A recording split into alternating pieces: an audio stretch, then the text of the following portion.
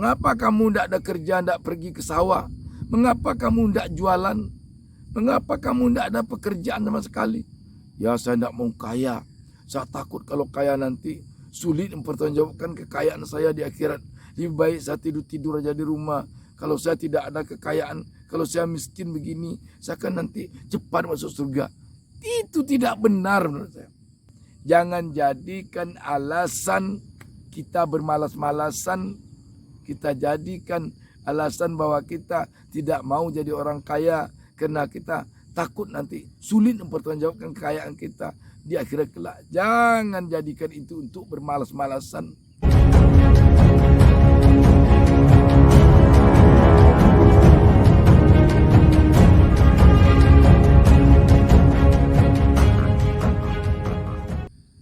Assalamualaikum warahmatullahi wabarakatuh.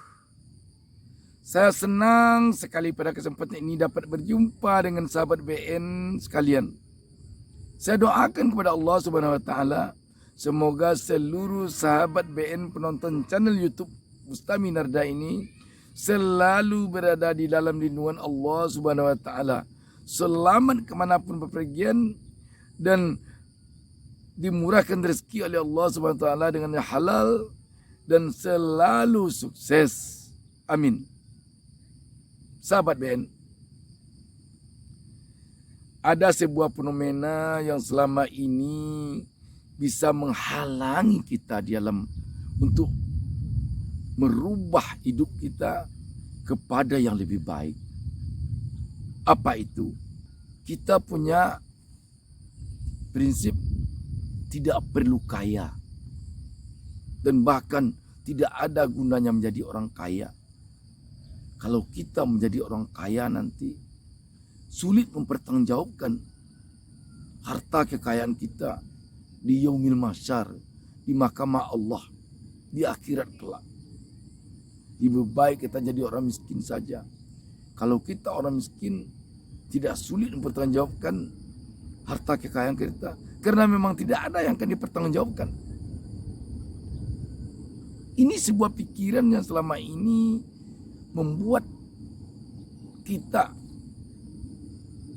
menjadi malas, menjadi enggan untuk merubah nasib kita, untuk memperjuangkan nasib kita dari nasib yang tidak baik kepada yang baik. Sehingga dengan pikiran kita demikian, dengan pilihan hidup kita demikian, kita lebih enak rasanya hidup diam di pondok tanah, baju satu helai, celana satu helai, kain sarung satu helai, makan 2 kali sehari dengan lauk apa adanya saja, bahkan kadang makan kadang tidak. Kita memilih itu karena kita takut nanti mempertanggungjawabkan harta kekayaan kita kalau banyak di yaumil mahsyar, di akhirat, di mahkamah Allah. Sahabat BN,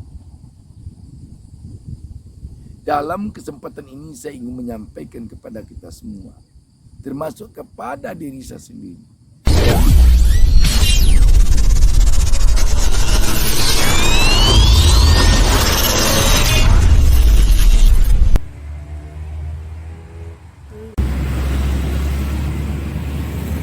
Ibu-ibu, tete-tete yang suka masak, beli kecap yang terbaru namanya DB. Manisnya luar biasa. Kalau nggak manis lihat orangnya. Kecap DB sewarna lama. Cobian kecap DB na enak banget.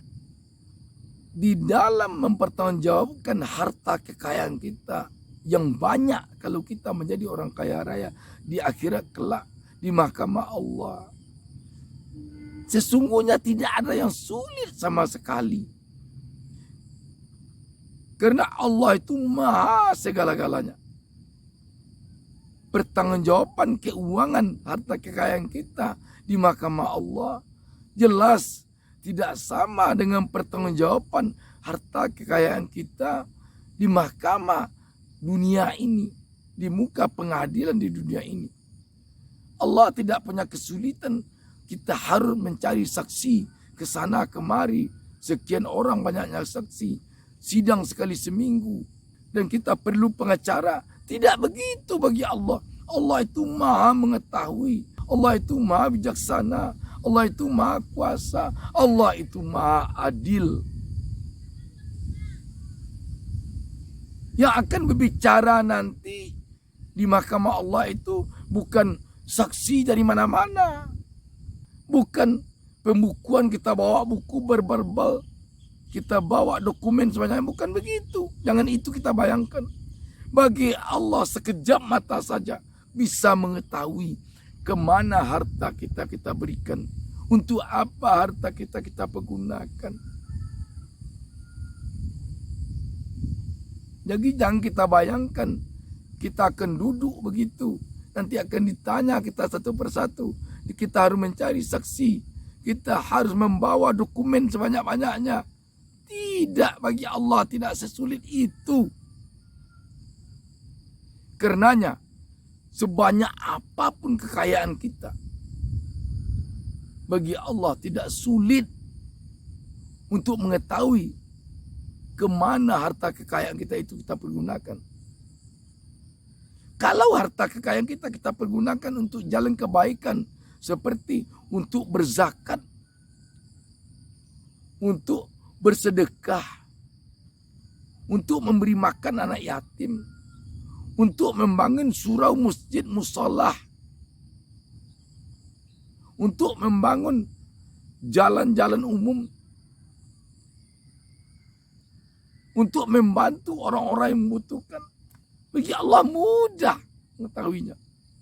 Demikian juga kalau kita miskin, lantas kita tiap hari hati kita kesal kepada Allah, mengatakan Allah tidak adil, atau karena kita miskin kita mencuri harta orang, atau karena kita miskin kita iri kepada orang yang kaya, Allah juga akan dengan sekejap mata bisa tahu.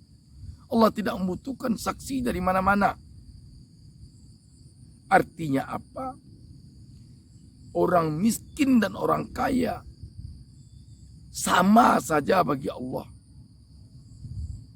di dalam mempertanggungjawabkan perbuatannya semasa di dunia ini, ketika berada di mahkamah Allah nanti di yaumil mahsyar, di akhirat.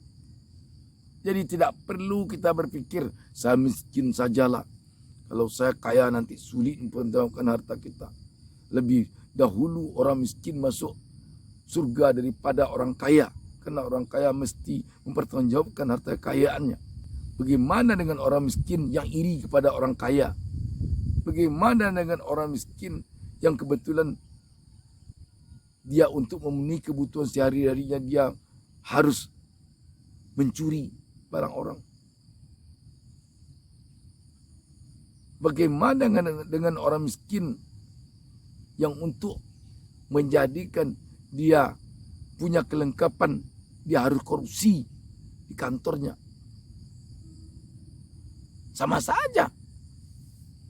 Karena itu saya ingin menyampaikan di sini, mulai hari ini bagi kita yang berpikir seperti itu selama ini, mari kita rubah mindset kita, cara berpikir kita. Mari kita sama-sama berusaha untuk menjadi orang kaya raya. Orang kaya raya yang dekat dengan Tuhan. Orang kaya raya yang dekat dengan Allah. Sehingga kekayaan yang ada pada kita bisa kita manfaatkan sebaik-baiknya untuk di jalan Tuhan, untuk di jalan Allah. Kalau kita orang Islam misalnya, dengan kekayaan yang ada pada kita, kita bisa sering pergi umrah. Kita sering bisa pergi haji. Kita sering bisa bersedekah. Kita sering bisa membangun masjid, musola, dan surau. Kita sering bisa membantu anak yatim. Dan lain-lain sebagainya. Lain hal kalau kita sudah berusaha keras, kalau kita sudah bekerja keras, tetapi hidup kita juga tidak berubah.